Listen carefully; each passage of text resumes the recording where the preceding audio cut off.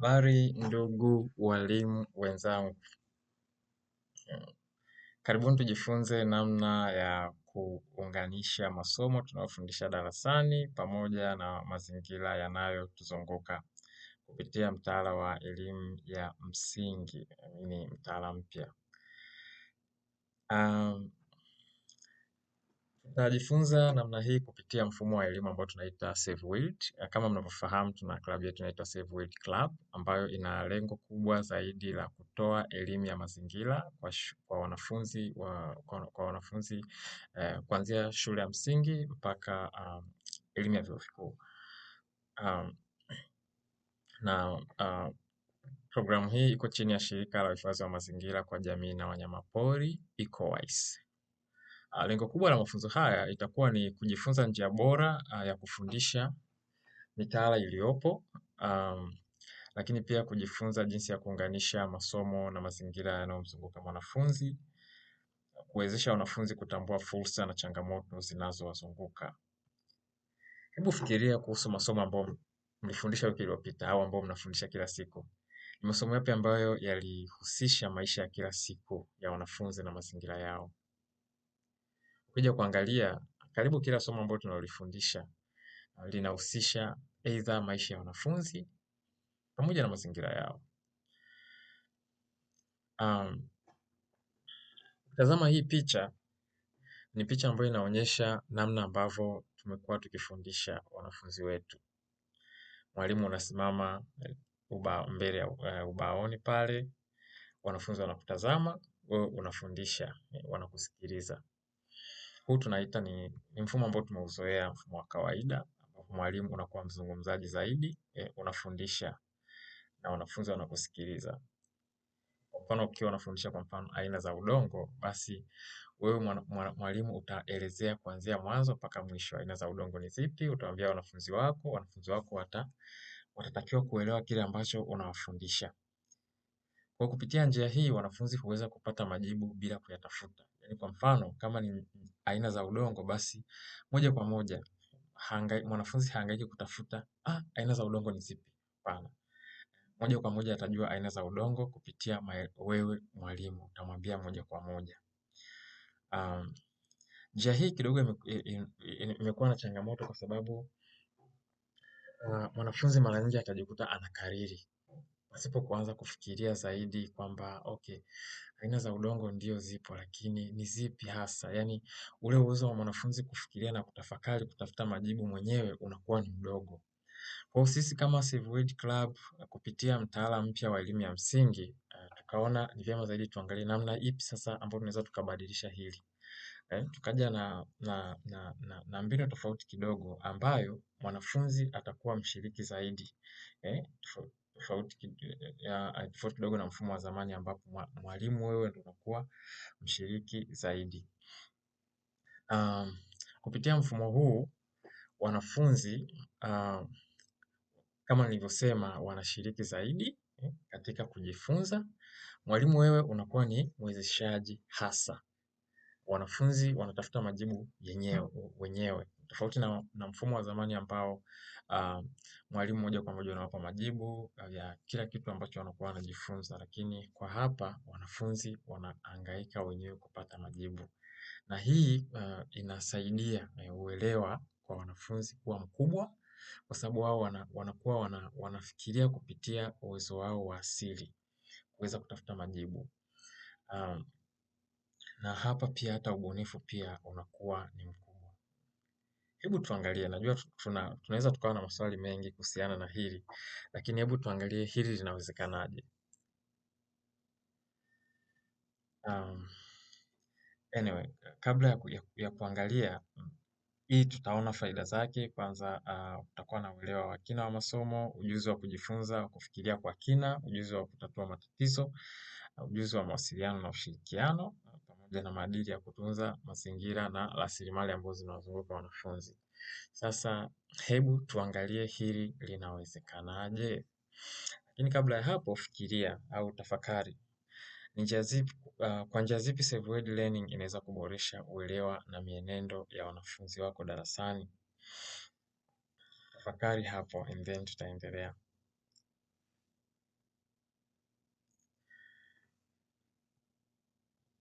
Sawa. Hatua ya kwanza, wewe kama mwalimu kupitia mfumo huu, mwalimu anakuwa anauliza swali. Unauliza swali, yani kama labda unataka kufundisha kitu, nirejee katika mfano wangu ule ule wa mwanzo wa aina za udongo. Mwalimu wewe baada ya kuanza kumweleza mwanafunzi aina za udongo ni zipi, moja kwa moja utawauliza swali. Baada ya utawauliza swali kwamba aina za udongo ni zipi. Baada ya kuwapa majibu moja kwa moja, mwanafunzi ataanza kutafiti. Aidha utachukua wanafunzi wako, wataanza kufikiria aina zipi za udongo ambao wameweza kukutana nazo, wataanza kukwambia sasa kwa lugha yao. Hiyo inakuwa ni hatua ya kwanza, lakini hii hapa ukiweza kuuliza maswali kwa namna hiyo, hiyo huchochea udadisi na kuweka mwelekeo mzuri wa uchunguzi. Lakini hatua nyingine pia, baada ya kuwa umeulizwa maswali, mwanafunzi ataanza sasa kuangalia, kama nilivyosema mwanzo, ataanza kuangalia, okay, tumeambiwa aina za udongo. Ataanza kufikiria na kuangalia katika mazingira ambayo labda ninacheza nje au ninapokuwa natembea njiani, nimekutana na aina zipi za udongo. Kwa hiyo watapata nafasi ya kuanza kuobserve au kutafakari, kama watapata hiyo nafasi ya kutoka nje na kuangalia, au kama hawatapata basi wataanza kufikiria ni aina zipi za udongo. Hii itawasaidia kubaini hali halisi na kukusanya taarifa za awali. Lakini baada ya hapo watapewa sasa nafasi ya kuchunguza. Maana yake wanaweza kwenda nje na kuangalia aina zipi za udongo zipo. Watachunguza, na hii itawasaidia kuweza kuelewa zaidi na kupata maarifa mapya.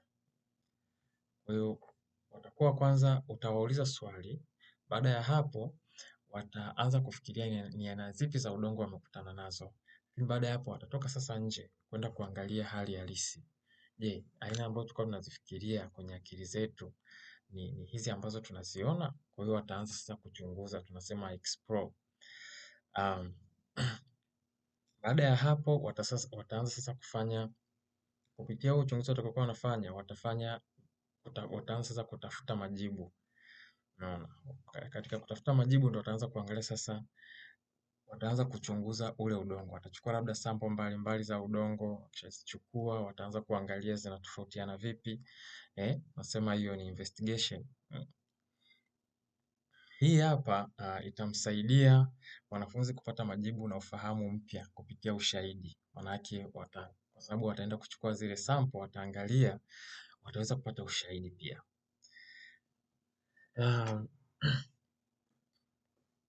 Baada ya hapo watakuwa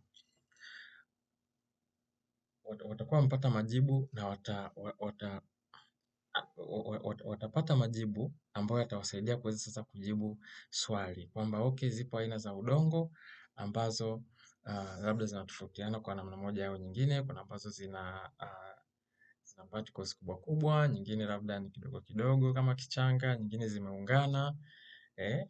Kwa kupitia hapo wataanza kujua kwamba okay, kwamba zipo aina hizi ambazo wataweza labda watazigroup, kuweza kujua kwamba okay, kumbe tuna aina hizi na hizi na hizi na hizi za udongo katika mazingira ya shule yetu. Kwa hiyo itawasaidia kuweza kutumia maarifa waliyopata kujenga suluhisho na kufanya mabadiliko chanya. Na baada ya hapo sasa, wakishapata majibu watatakiwa kushirikisha, tunasema kushare na wanafunzi wengine, walimu au hata jamii inayowazunguka. Tunasema watafanya presentation, kushare majibu yao ambao wameyapata. Na hii itawasaidia kuweza kujifunza kutoka kwa wengine. Maanake watakapokuwa wanashare kwa wengine, watapata mawazo, wataulizwa maswali. Watakapoulizwa maswali, wataweza kupata mawazo mapya. Kuuliza maswali, watafanya mjadala. Hiyo itawasaidia kuweza kupata mawazo mapya. Kwa ujumla, mfumo utawasaidia kuweza, ukiangalia kwa ujumla kwenye huu mfumo unatofautiana sana na mfumo ule wa zamani. Lakini pamoja na hayo na faida zake ambazo tumeziona, wewe kama mwalimu Unadhani kati ya hizi hatua sita ni hatua ipi ambayo itakuwa na changamoto zaidi kwa wanafunzi wako? Tafakari, andika pembeni mawazo yako kabla ya kuendelea.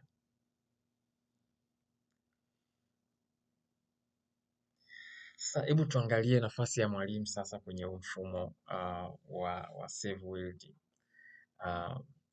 Kwanza mwalimu una nafasi kuu sita. Nafasi ya kwanza, wewe kama mwalimu utakuwa ni kama mwezeshaji, facilitator. Maana yake wewe, tofauti na ule mfumo wa zamani ambapo wewe ndo kila kitu. Wewe ndo unajua kila kitu, wanafunzi wanapaswa kusikilize, waelewe ambacho unakijua, lakini hapa wewe utakuwa ni mwezeshaji tu, kuhakikisha kwamba wanafunzi wako wanafuata hatua zote hizo sita ambazo tumezijadili hapo mwanzo. Kwanza wewe unakuwa ni mwanafunzi, ni mwongoza wanafunzi kupitia maswali, kuuliza maswali, kuwezesha wanafunzi kuweza kufanya mijadala, lakini pia shughuli mbalimbali ambazo zitawasaidia wao kuweza kujibu, kwa mfano kama ni swali ambalo umewauliza. Na hii hapa itachochea ushiriki wa kila mwanafunzi. Lakini kwa upande mwingine, wewe mwalimu utakuwa ni muuliza maswali.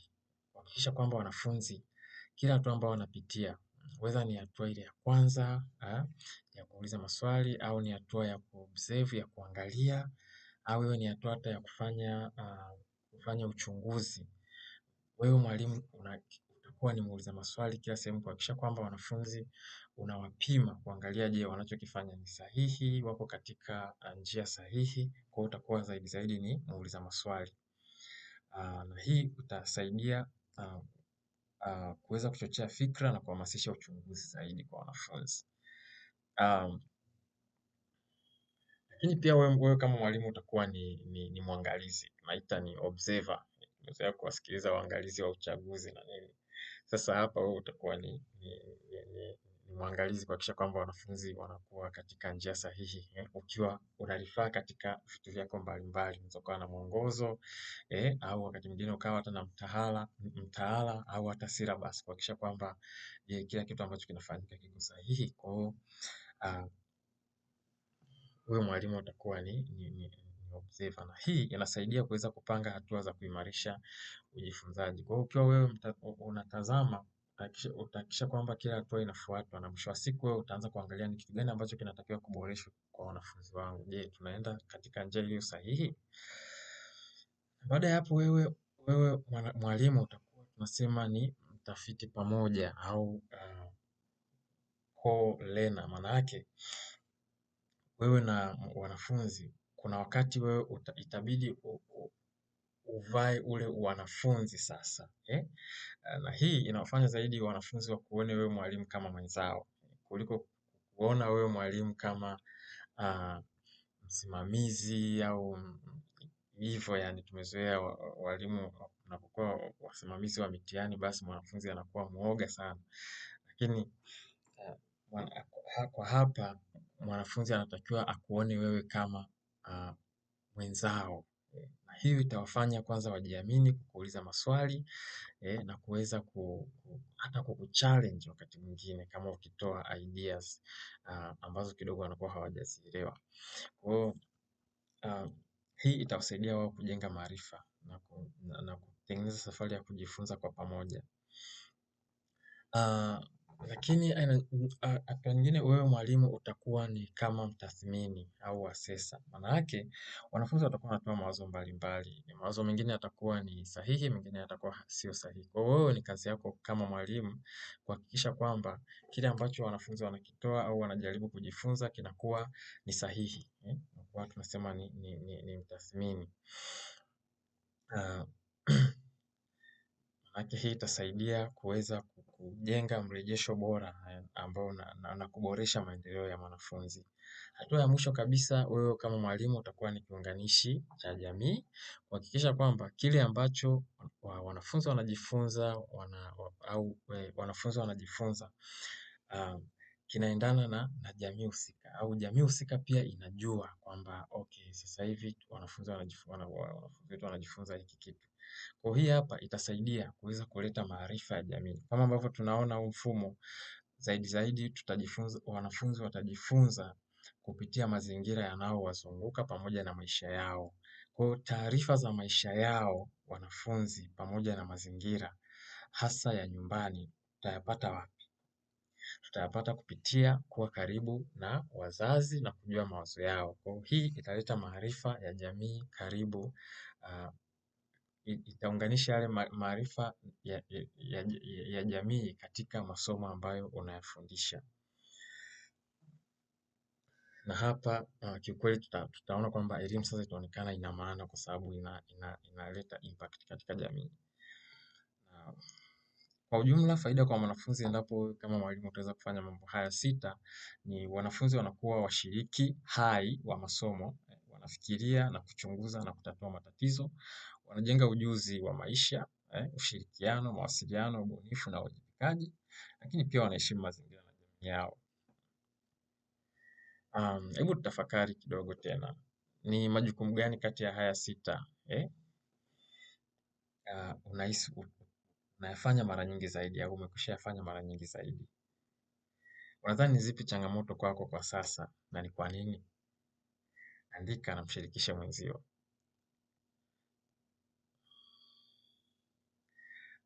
Sasa hebu tuangalie kidogo kwa sababu kama nilivyosema mfumo huu wa self-willed unalenga kuunganisha masomo ambayo mnayafundisha katika mazingira na maisha ambayo yanawazunguka wanafunzi. Hebu tuangalie kidogo haya masomo ambayo tunalenga sasa kuyatumia katika mfumo huu, masomo ambayo yako tayari katika mtaala wetu wa elimu ya msingi. Kwanza tuna somo la science ambalo somo hili linaweza likatusaidia kuweza kuchunguza mimea, wanyama, udongo, hewa na tabia nchi.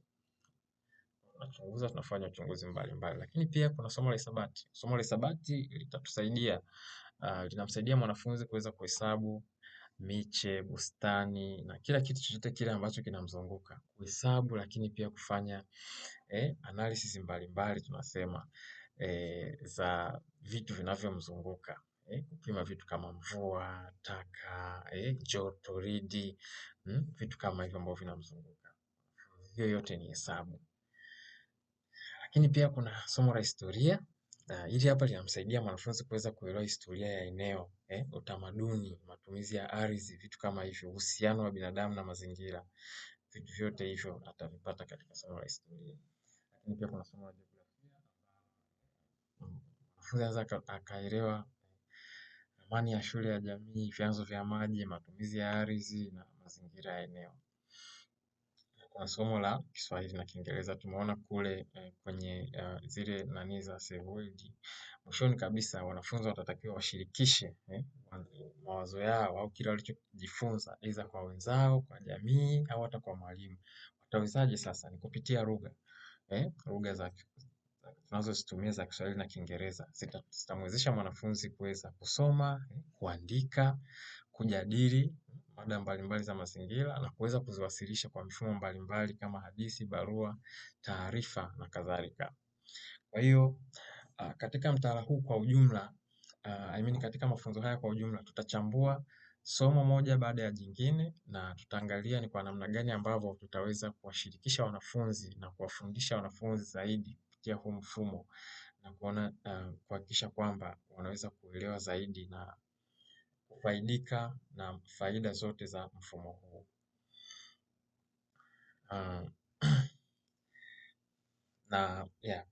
Faida kubwa ambayo wataipata, masomo kwanza yatakuwa na maana na yanayogusa maisha yao endapo wataweza kusoma masomo yote haya kupitia huu mfumo. Lakini watajifunza kwa vitendo zaidi na kwa kushirikiana. Watajiamini. Mwisho wa siku sasa wanafunzi watakuwa wanajiamini. Sio mwanafunzi anasoma tu kukariri ili afaulu mtihani. Hizo zama zilishapita. Sasa hivi tunatakiwa tutengeneze kizazi ambacho ni cha wabunifu, kizazi ambacho kitakuwa kinaelewa kile ambacho wanajifunza na kinaweza kukitumia katika jamii. Mwanafunzi akitoka pale umemfundisha somo la jiografia, basi tunategemea huyu mwanafunzi atakuwa na uwezo wa kwenda kufanya mambo makubwa sana. Anaelewa jiografia itamsaidia nini katika maisha. Sio kizazi kile ambacho huwa nashangaa sana watu ambao wana utawasikia watu wanasema oh, mimi nilisoma labda hesabu, tulisoma labda topic fulani, wanachukulia topic gani tuseme, mfano kuna topic fulani wanaita labda calculus, au kuna topic kwa mfano kuzidisha. Kuna mtu utamkuta yuko mtaani anasema sasa mimi nilisoma hesabu ya kuzidisha, lakini sasa hivi mbona siitumii. Tunatakiwa tutengeneze kizazi ambacho kitajua kama nimefundishwa hesabu za kuzidisha darasani, nitazitumia wapi. Na hilo linatakiwa mwanafunzi aelewe tangu akiwa mdogo. Aelewe kwamba mimi ninafundishwa hiki kitu, je, nitakitumia wapi katika mazingira ya kawaida. Kupitia mfumo wa self-willed, mwanafunzi ataweza kuelewa tangu akiwa darasa la 3 mpaka anapomaliza shule ya msingi. Tunategemea kwamba awe na uwezo wa kuelewa kile ambacho anajifunza darasani ataweza kitamsaidia vipi katika maisha yake. Ni kitu ambacho kinawezekana. Kwa hiyo itamfanya aweze kujiamini, kuwa mbunifu, lakini pia tutatengeneza viongozi wanaojiamini, atakuwa leader, tutaona. Lakini pia hii tuna lengo kubwa kama tunavyofahamu, self-willed, tuna lengo zaidi la kuhakikisha kwamba kusaidia kuwezesha jamii, kuhakikisha kwamba inatunza mazingira yao, tunatengeneza ule ukaribu kati ya mazingira pamoja na jamii kwa ujumla. Kwa hiyo tunategemea tutatengeneza kizazi au tutatengeneza raia ambao wanajali mazingira pamoja na jamii yao. Mwisho kabisa, hebu tutafakari. Tunawezaje kutumia mazingira yetu na maisha yetu kuwezesha uelewa wa masomo tunayofundisha? Hilo ni swali ambalo nawaachia kila mtu atafakari.